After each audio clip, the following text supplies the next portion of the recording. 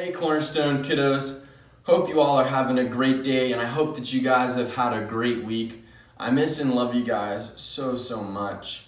But I hope that you enjoyed worship so far. I hope you got to enjoy worship with my friends Hey, Kay, and Ray.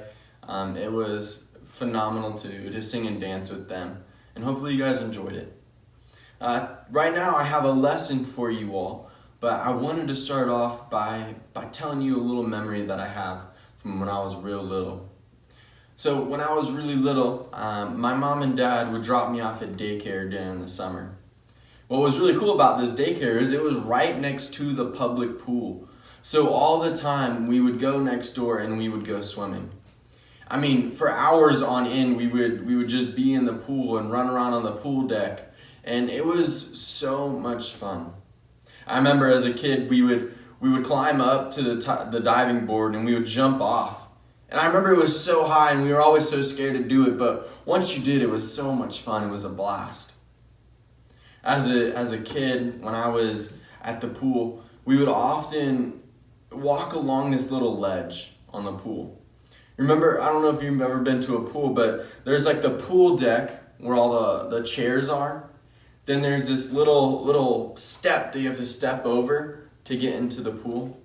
Well, on that little ledge, there's always kind of this layer of water. And every time we would get into the pool, we would make jokes about trying to walk on water. And we would stand on the ledge and it looked kind of like we were just standing on water from a certain point of view. But we'd always take that one step out into the water and we would just fall right in. And there would be all kinds of laughing and giggling. But today I want to tell you about a story about this guy who actually walked on water. You guys probably know that Jesus walked on water. He's so crazy and so powerful, and he can do anything that he ever wanted. And one day he chose to walk on water. So I want to read you all that story. But I need to tell you that it comes from Matthew chapter 14, verses 22 through 36. Now, I'm not going to read all of that, and you can later, but I just want to tell you guys this story. So this is right after Jesus feeds the 5,000, right? So immediately after that, Jesus made the disciples get into a boat and go ahead of them to the other side of the shore. He did this while he dismissed the crowd to go back home. After he dismissed them, he went up on a mountainside by himself to pray. Later that night, he was there alone, and the boat was already a considerable distance away from the land. And it was so far away that the wind and waves were kind of against it. Shortly before dawn, Jesus went out to them walking on the lake. Hold on a second. Jesus is walking on water.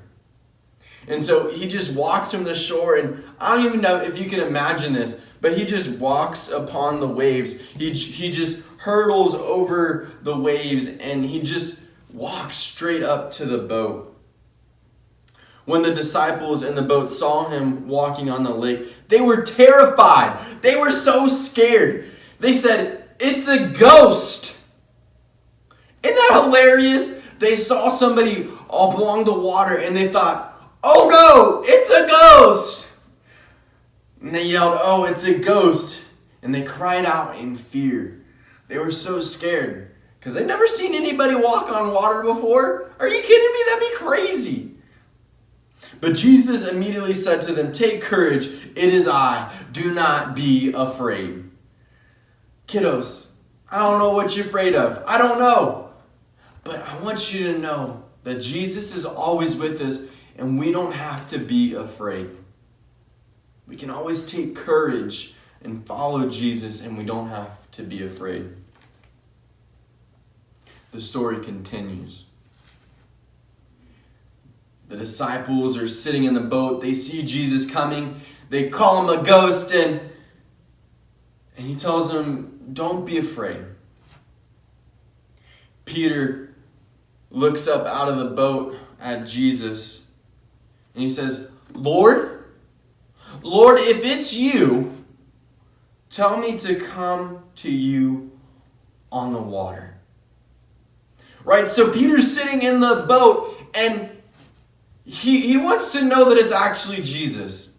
And so he says to Jesus, Lord, if it's you, tell me to come to you on the water. And you know what Jesus does? Jesus says simply this one word. Come. Come on.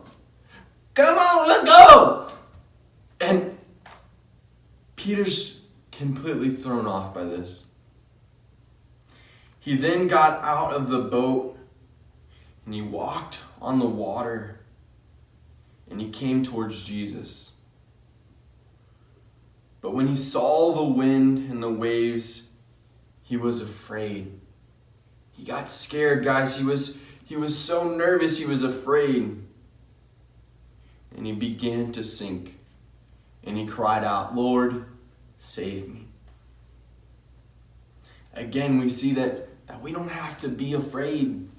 We don't have to be afraid of anything. As long as we got Jesus, we're okay. We can trust in Jesus because he's always going to save us. I can't imagine Peter's face as he was standing upon the water and out of nervous just began to sink. He just started to go underwater. It would have been kind of crazy. Right now, I want you to look to anybody who's in the room, and I want you to make the face of Peter. Especially when Peter is about to sink in water. What do you think that looks like? Yeah, I think he would be kind of scared. He'd be like, I'm drowning! It would have been a sight to see. But Peter, he starts to sink, and he's scared and he's nervous. He cries out, Lord, save me. Immediately, Jesus reached out his hand and caught him. You of little faith, he said, why did you doubt? And when they climbed into the boat, the wind died down. Then those who were in the boat worshipped him, saying, Truly you are the Son of God. When they had crossed over, they landed. And when the men of the place recognized Jesus, they sent word to all surrounding country. People brought all of their sick to him and begged him to let the sick just touch the edge of his cloak. And all who touched were healed. I don't know if you caught that part, but Jesus told Peter, you have little faith. And he asked him, why do you doubt? Kiddos, there's going to be some times in life where we doubt, and that's okay. But the thing we should never doubt is that Jesus is King. Say it with me. Jesus is King. That's right. The other thing we never have to doubt is that Jesus is bigger and better than everything. Say it with me. Jesus is bigger and better than everything. Everything. Bigger. He's bigger and better. And the third thing that we will never have to doubt is that Jesus loves you. You'll never have to doubt that. Jesus loves you, kiddos. And so do I. So you don't have to doubt ever. Now, I want you to take the next 10 seconds and I want you to run somewhere in your house and tell anybody who's in your house, Jesus loves you. All right? I'm going to give you 10 seconds. Ready, set, go. 1, 2, 3, 4, 5, 6, 7, 8, 9, 10. Hopefully you guys are back. Katie, Cody, Natasha. Natasha, Lydia, Evie, all of you guys, I love you all. And I miss you guys so much. Remember, Jesus loves you, and so do I.